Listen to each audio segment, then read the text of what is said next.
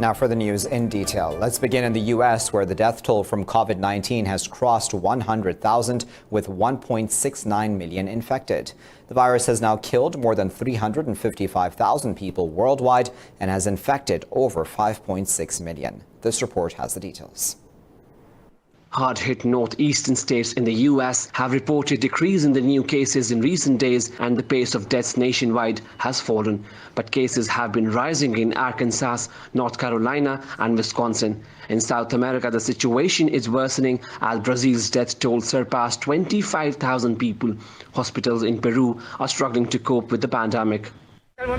Right now, we find ourselves in a collapsed reality. We don't have beds in the ICU. We don't have beds here in the Rizola Hospital. Patients are dying every day. There are no results from authorities. So we urgently asking for results for our personal protective equipment to arrive. Meanwhile, European countries are closely monitoring any jump in new cases following the easing of lockdown. Britain will move towards more localized actions to tackle coronavirus as opposed to nationwide measures. We're only in a position to be able to reopen primary schools and outdoor markets if they're COVID secure this coming Monday because we've flattened the curve and now we have this system in place. And in the coming weeks, we will gradually and very carefully move away from a lockdown that's national in scope, blanket in application, and start moving towards a system that's much more targeted in scope and focuses local action on tackling local flare-ups. Asia, South Korea is witnessing a second wave, reporting the most cases since April 5th as infections rose for a third straight day. Infections and deaths continue to pile up in India, Bangladesh, Pakistan and Afghanistan, while the pandemic appears to be slowing down in Iran. Here in Pakistan, 36 people have lost their lives to the coronavirus in the last 24 hours, taking the tally to 1,260. The health ministry says 2,076 more cases were recorded, with the total number of infections crossing 61,000. The ministry said over 8,000 tests were conducted yesterday, as the total number crossed 508,000. It said 20,231 coronavirus patients have recovered. The ministry said the province of Sindh leads in the number of cases with over 24,000 infections. Punjab follows close behind with 22,037 cases. Meanwhile, 179 Pakistanis stranded in India due to the COVID-19 lockdown have returned via the Wagah border. Some had gone to India to visit relatives, some for medical treatment, and others to attend religious ceremonies. Well, the U.S. has ended the sanctions waiver for remaining JCPOA-related projects in Iran effective in 60 days. Those waivers allowed modification of Iran's heavy water reactor in Arak, which prevented it from using plutonium for military use. In a tweet, Secretary of State Mike Pompeo said he was responding to Tehran's continued nuclear escalation. The secretary said further attempts at nuclear extortion will only bring greater pressure on Tehran. Pompeo also slapped more sanctions on two leaders of Iran's nuclear enrichment program, Majid Aghai and Amjad Sazgar. He said Iran's scientists need to make a choice, either pursue peaceful work outside of the proliferation realm or risk being sanctioned. Tehran says the fourth Iranian tanker of a 5-vessel fleet carrying gasoline to Venezuela has entered the Caribbean. The tanker, Faxon, is to be escorted by Venezuelan armed forces en route to its destination. The Iranian ambassador to Venezuela, Hujjatullah Sultani, said the tankers are a firm response to the U.S.'s unilateral policies. State media said the fleet is carrying up to 1.53 million barrels of gasoline to help oil-starved Venezuela. It said the third vessel, the Petunia, is approaching the El Palito refinery, where the first vessel, the Fortune, is docked since Monday. Meanwhile, the second vessel, Forest, has been discharging at the Cardin refinery since Tuesday. Media said the fifth and final Iranian vessel is on its way through the Atlantic Ocean. The Saudi-led coalition says its forces have downed drones launched by Houthis towards the Saudi border city of Najran. The coalition said this is the first such incident since late March. In a statement, coalition spokesperson Colonel Turki Al-Malki said the drones were directed at civilian targets. He said the alliance would continue to take deterrent measures to neutralize and destroy Houthi capabilities. Al-Malki accused the rebels of violating the ceasefire and de-escalation initiative announced by the coalition on April 9th. There was no immediate comment from the Houthi group about the attack. U.S. Secretary of State Mike Pompeo has notified Congress that the Trump administration no longer considers Hong Kong autonomous from mainland China. This precedes the expected passing of fresh laws by Beijing today to tackle secession, subversion, and so-called terrorist activities in the city. He said Hong Kong no longer merits special treatment under U.S. law. Pompeo's statement was not accompanied by a revocation of any specific privileges for the city. Since 1992, the U.S. has had separate political, economic, and trade relations with Hong Kong. These were in line with China's one country, two systems policy. Meanwhile, scuffles have broken out in Hong Kong's Legislative Council as lawmakers debated a bill criminalizing disrespect of China's national anthem.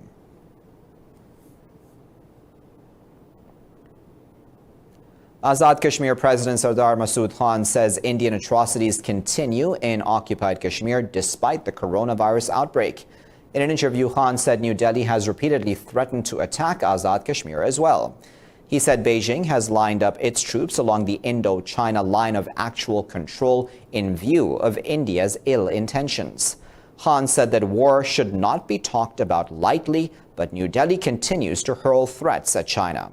He also warned that China does not want war, but is fully prepared for such an eventuality.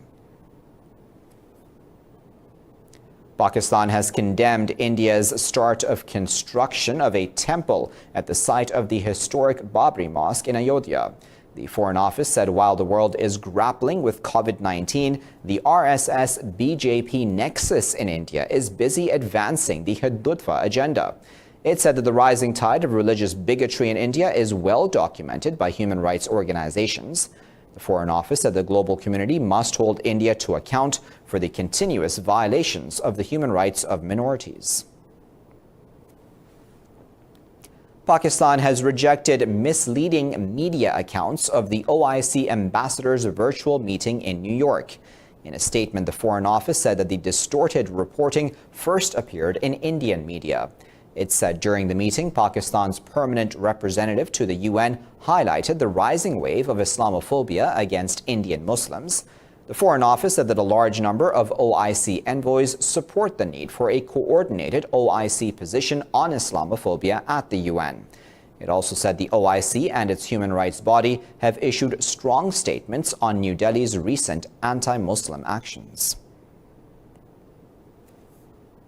Germany's Interior Minister Horst Seehofer says the right wing is responsible for a rise in anti-Semitic and Islamophobic crimes in the country. Berlin has stepped up efforts to counter far-right groups, especially after a gunman in Halle killed 2 people outside a synagogue in October.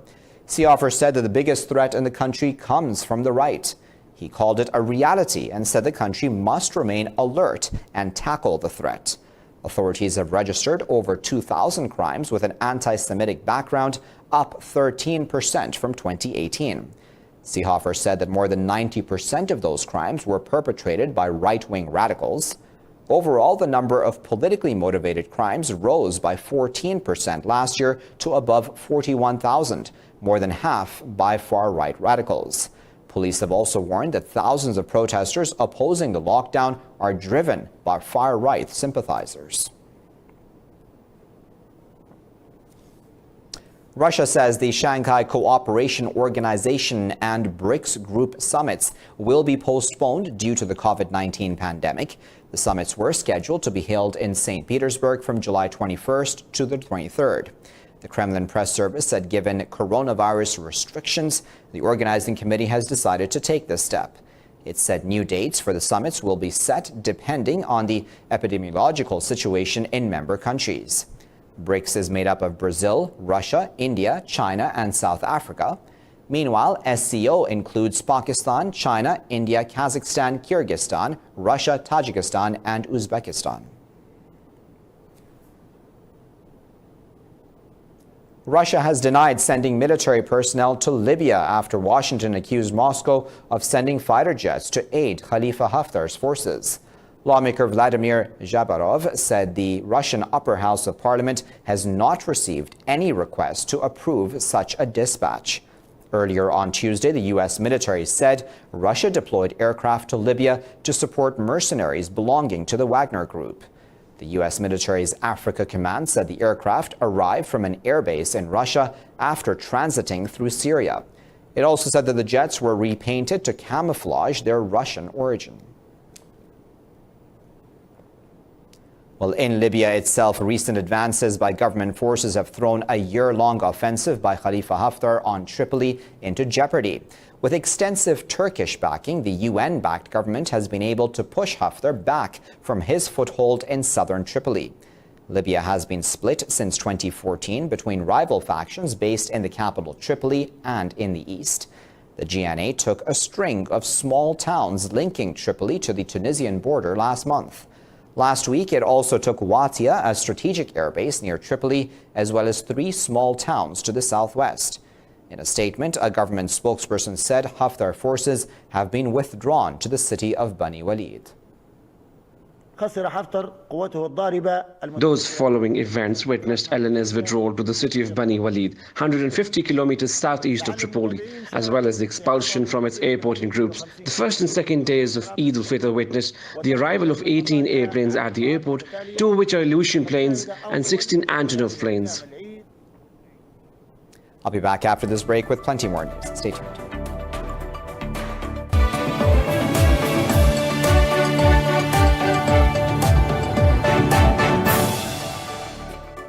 Welcome back. Kenya's government says the death toll from floods has risen to 285. Heavy downpours have wreaked havoc across the country, marked with flash floods, landslides, and sinkholes. The devastation has left thousands displaced, livestock dead, and crops destroyed. A government official said the number of people affected has risen to more than 810,000. The official warned that the loss of crops across the country may lead to food insecurity. Various regions of Kenya are being pounded by heavy rains that have paralyzed transport on busy highways. Pakistan is observing Yom-e-Takbir today. The day marks the 22nd anniversary of the country's first successful nuclear tests. On May 28, 1998, Pakistan carried out 5 nuclear tests in the Chagi area of southwestern Balochistan. Pakistan had carried out the tests in response to India's test of nuclear weapons in the state of Rajasthan. Following the test, Pakistan became the 7th nuclear power globally and the first in the Muslim world. In the U.S., protesters have clashed with riot police firing tear gas for a second night in Minneapolis in an outpouring of rage over the death of an unarmed black man. 4 Minneapolis police officers were fired over the killing of George Floyd after the FBI launched a probe. Hundreds of protesters, many with their faces covered, thronged streets around the 3rd Precinct police station. They chanted "No justice, no peace," and looted a department store. The crowd grew to thousands as night fell and the protest turned into a standoff outside the station. Police used tear gas, plastic bullets, and concussion grenades to keep crowds at bay.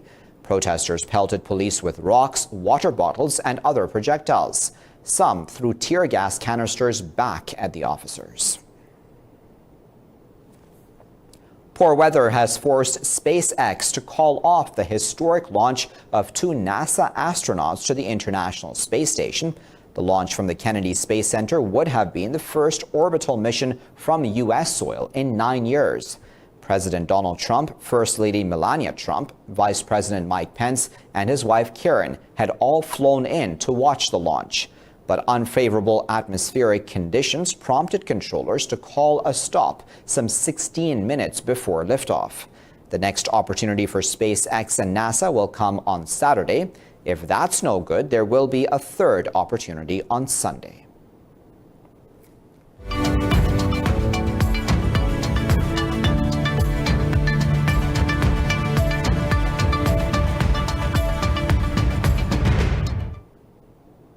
Stocks in Asia Pacific are trading mixed as mounting U.S.-China tensions weigh on investor sentiments. Hong Kong's Hang Seng Index fell nearly 2% as shares of the Chinese tech giant, Tencent, dropped over 3%. Japan's Nikkei 225 rose almost 1% as shares of the index heavyweight fast retailing jumped over 2.5%. South Korea's Kospi dipped over 0.5%. Overall, the MSCI Asia ex-Japan index shed a fraction.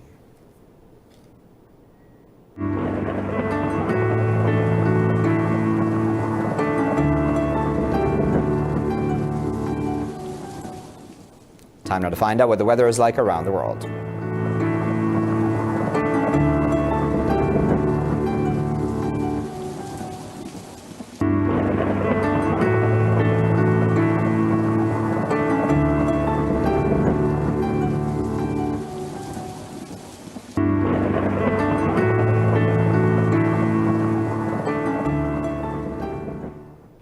Well, for today's updates on these and other stories, you can always follow us on our social media at Indus.news. Thanks for watching.